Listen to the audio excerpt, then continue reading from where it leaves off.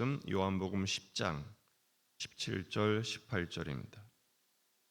요한복음 10장 17절 18절 말씀 함께 읽겠습니다. 내가 내 목숨을 버리는 것은 그것을 내가 다시 얻기 위함이니 이로 말미암아 아버지께서 나를 사랑하시느니라.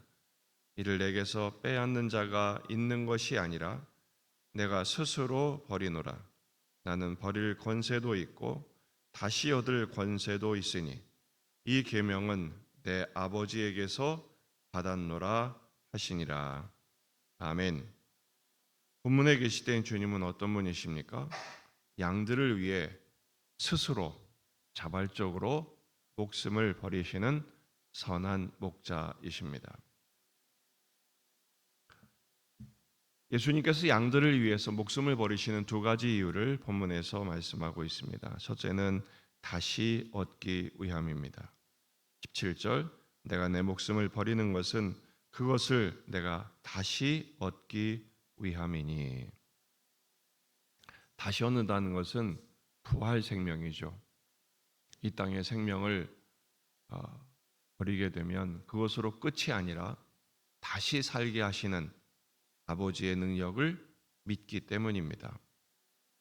로마서 6장 8절 만일 우리가 그리스도와 함께 죽었으면 또한 그와 함께 살 줄을 믿노니 이는 그리스도께서 죽은 자 가운데서 살아나셨음에 다시 죽지 아니하고 사망이 다시 그를 주장하지 못할 줄을 알미로다. 아멘.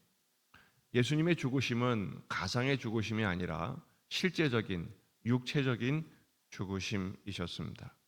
다시 사심도 마찬가지요. 에베소서 1장 20절 그의 능력이 그리스도 안에서 역사하사 죽은 자들 가운데서 다시 살리시고 아버지의 능력께서 죽은 자 가운데서 그 예수님을 다시 살리셨다라는 것이죠. 예수님은 이미 죽으시기 전에 이렇게 다시 살게 하실 것을 확신하였습니다.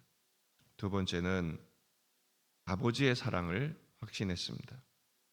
17절 하반절 이로 말미암아 아버지께서 나를 사랑하시느니라. 성자께서 생명을 버리신 이유는 성부께서 사랑하심을 확신하고 있었기 때문입니다.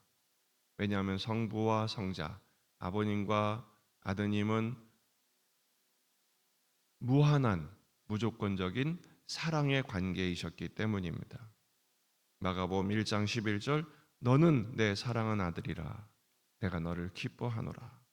세례 받으시는 예수님께 하늘의 성부께서 성령께서는 비둘기로 임재하시고 성부께서는 사랑의 메시지로 그 세례 받으시는 아드님 예수님을 확신하시는 거죠. 확정하시는 거죠. 요한복음 5장 20절에서도 아버지께서 아들을 사랑하사 자기가 행하시는 것을 다 아들에게 보이셨다 그랬어요.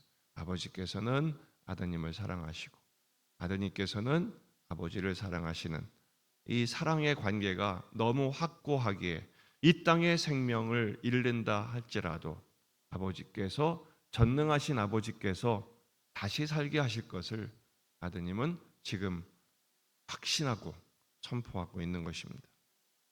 그런데 여기서 중요한 게 있습니다. 18절 이를 내게서 빼앗는 자가 있는 것이 아니라 내가 스스로 버리노라. 빼앗기는 것이 아닙니다. 지금 물론 육신적으로는 현실적으로는 유대 종교 지도자들이 그리고 로마 총독이 예수님에게 사형을 선고하고 그리고 예수님의 생명을 뺏는 것처럼 보이지만 이것은 스스로 주님이 버리신다고 말씀하세요. 이 말씀 때문에 오해가 있습니다. 빼앗긴다 타살이냐 스스로 버린다 자살이냐 이런 논쟁이 나오는데 여기서는 타살적인 의미도 아니고 자살의 의미도 아닙니다. 자발적으로 버릴 권세가 있는 것을 확신하시죠.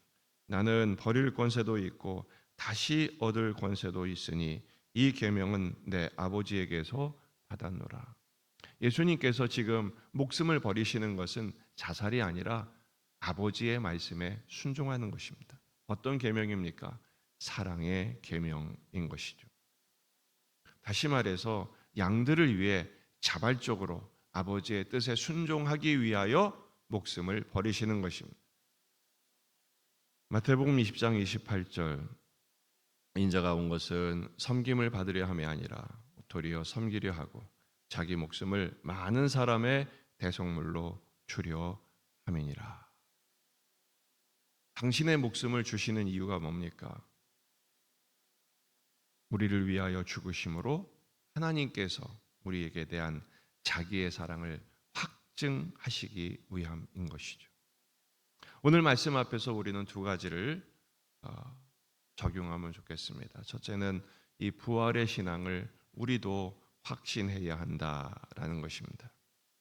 바울은 이 부활을 체험하기 위해서 죽어서 부활일 뿐 아니라 이 땅에서도 부활 생명을 누리기 위해서 죽기를 애썼습니다. 바로 부활 체험 연습이죠. 빌립보 3장 10절 내가 그리스도와 그 부활의 권능과 그 고난에 참여함을 알고자 하여 그의 죽으심을 본받아 어떻게 해서든지 죽은 자 가운데서 부활에 이르려 하노니. 그래서 바울은 나는 날마다 죽노라 선포했습니다. 자기 죽음을 선포했을 때, 그러나 그것으로 끝이 아니라, 죽음으로 끝이 아니라 예수님 안에서 날마다 부활의 생명으로 거듭나는 삶, 새로워지는 삶, 부활 생명으로 사는 삶을 경험하게 된 것입니다. 우리 역시 오늘 이 예수님 안에 자기 죽음을 선포하고 날마다 십자가 안에서 자기 죽음을 경험할 때 예수님 안에서 부활 생명으로 거듭나는, 부활 생명으로 살아가는 놀라운 은혜를 체험하시기를 주의 이름으로 축원합니다. 두 번째는 예수님처럼 양을 위해 생명을 거는 사랑을 실천해야 합니다. 선한 목자 예수님은 양들을 위해 자기 목숨을 스스로 버리셨습니다. 사랑하신 것이죠. 우리도 예수님의 제자 목자로서, 작은 목자로서 내게 보내주신 영혼들을 그토록 사랑하자라는 것입니다.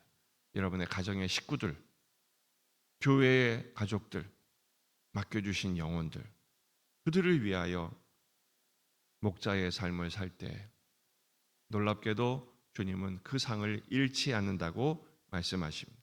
베드로전서 5장 2절 너희 중에 있는 하나님의 양무리를 치되 억지로 하지 말고 하나님의 뜻을 따라 자원함으로 하며 더러운 이익을 위하여 하지 말고 기꺼이 하며 맡은 자들에게 주장하는 자세를 하지 말고 양무리의 본이 되라.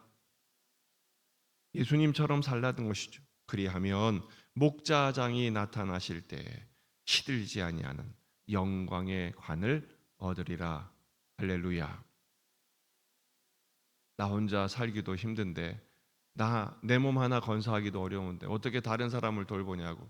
여러분, 사람은 사회적인 존재예요. 동물과 다른 것이 그겁니다.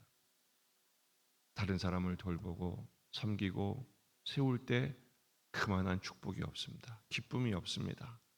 소망이 없습니다. 이 땅의 헛된 것에 주님이 주시는 은혜를 허비하거나 낭비하는 것이 아니라, 공허한 인생을 반복하는 것이 아니라 정말로 가치 있고 비전이 있는 주님이 맡겨주신 이 주님의 사명에 조금씩 순종할 때, 한 걸음씩 나아갈 때 나의 한계를 넘어서고 오직 예수님을 더욱 닮아가는 은총을 누리게 될 것입니다. 그리하면 목자장이 나타나실 때 시들지 아니하는 영광의 관을 얻으리라. 이 축복을 누리는 저와 여러분이 되기를 주의 이름으로 축원합니다. 기도하시겠습니다. 말씀을 붙들고 우리 자신과 가정과 교회와 지역의 복음화, 민족의 복음화, 세계 복음화를 위해서 한우들, 군인 아들들, 수험생들, 취준생들을 위해서 내일부터 유치부 성경학교가 시작이 됩니다. 유초등부, 중고등부, 청년부 모든 여름 행사를 위해서 다 같이 한번 주님이 주신 기도 제목 가지고 간절히 기도하시다가 돌아가시겠습니다. 참